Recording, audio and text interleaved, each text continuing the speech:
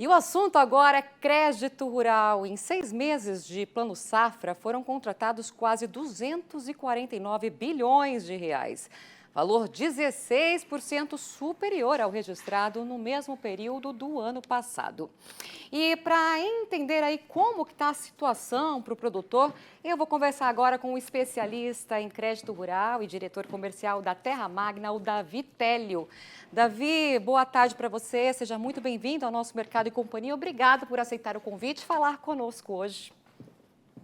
Muito boa tarde, é uma grande honra participando com vocês novamente. É um grande prazer estar aqui para trazer algumas coisas do que vem acontecendo e possíveis soluções também. O prazer é nosso. Olha, a gente viu, Davi, no começo dessa semana, né, que o Ministério da Fazenda anunciou recursos adicionais para o Plano Safra 23-24, né, um meio de linha aí emergencial e também temporal. Esses recursos, eles eram necessários, né, a gente sabe disso, mas na sua opinião, suficientes? Nós estamos vivendo um cenário bem diferente, né? Se todos vão recordar comigo, lá até 2022, na agricultura nós tínhamos uma boa produção de alimentos, tínhamos um preço excelente das commodities e naquela época a estimativa é que os produtores ultrapassaram a média nacional de aquisição em torno de 25% dos insumos que eles compram, eles passaram a comprar à vista. O que significa que estava sobrando uma receita.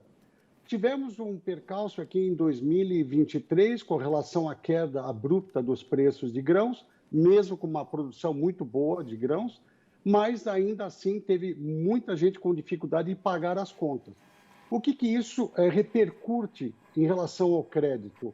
O produtor acaba não tendo recursos sobrando a partir da safra 23 para comprar à vista e ele começa a demandar mais crédito. Lembrando que esse crédito rural, uma boa parte é recursos livres, né, que está dentro daquela faixa que os bancos utilizam, e isso acaba ajudando o produtor na aquisição de insumos. Agora, a tendência é ter uma necessidade maior ainda. Por quê?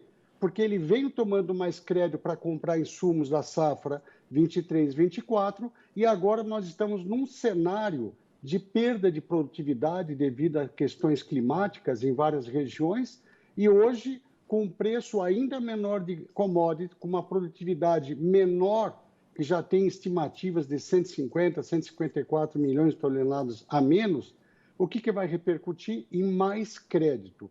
Agora, nós já estamos falando num estoque de dívidas somada à necessidade de aquisição de mais insumos. Então, se a gente pegar a necessidade de dívidas que já vinham sendo prorrogadas, mais a necessidade de insumos que nós temos que vender agora para esse crédito, vai ter uma necessidade, uma demanda muito maior. E o que a gente coloca para todos os clientes é não deixem para negociar as suas dívidas, produtor, no momento da colheita. Antecipe com seus credores, conversem com eles para criar uma forma de vocês terem a melhor negociação e fazer o seu pacote de aquisição de insumos. Por quê? Eu sempre comento, o clima pode ser um problema, às vezes o preço da commodity é um problema, mas sem o crédito não dá para plantar. Então ele precisa do crédito para continuar plantando. E a gente sabe, né, que diante dessa quebra aí que você falou, os preços também em queda, né, e restrições no acesso a financiamento, o secretário de Política Agrícola do Ministério da Agricultura, o Nery Geller, disse que avalia a criação de uma linha de crédito para renegociação de custeios em dólar. Queria saber a sua avaliação sobre isso, Davi.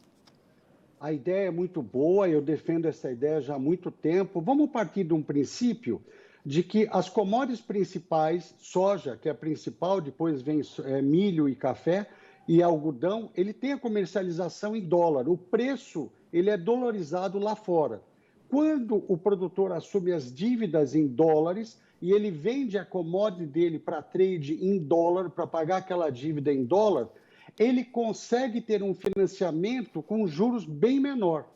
Então, hoje é muito comum o produtor conseguir 7% ao ano, 8% ao ano, para financiar em dólares, diferente de 15%, 18%, 20% ao ano, que está no mercado em reais. Então, o produtor tem uma economia para ajudar a pagar uma dívida do passado e, ao mesmo tempo, ele se programa para o endividamento da dívida nova. Mas tem um ponto que é muito importante, pegando um gancho do que você colocou. Hoje, o que está na mesa dos credores, eu estou falando cooperativas, distribuidores de insumos, indústrias de insumos, a operação de barter, que é a troca de insumos com grãos, ela vai estar muito mais fortalecida. Uma maneira de o produtor se aproximar do credor, conquistar a confiança dele, é colocar essa condição da operação em dólares, que pode ser, ou em reais. Fazendo a operação de barter com troca, ele oferece uma garantia com uma credibilidade maior e o credor tem um conforto de levar adiante. Por quê? O credor usa esse documento do barter, que é uma garantia forte e real que a gente chama, para ele também fazer caixa e conseguir financiar o seu produtor. Porque hoje nós temos pela lei, Lei do Agro 2020, a CPR física na condição de troca, ela não entra na RJ.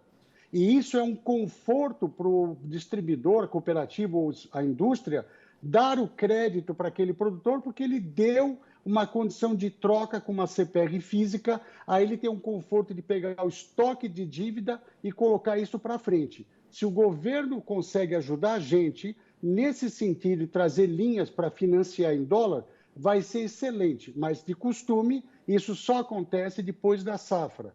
A nossa recomendação é o produtor, o pecuarista, se for o caso, procure o seu credor agora, antes da colheita.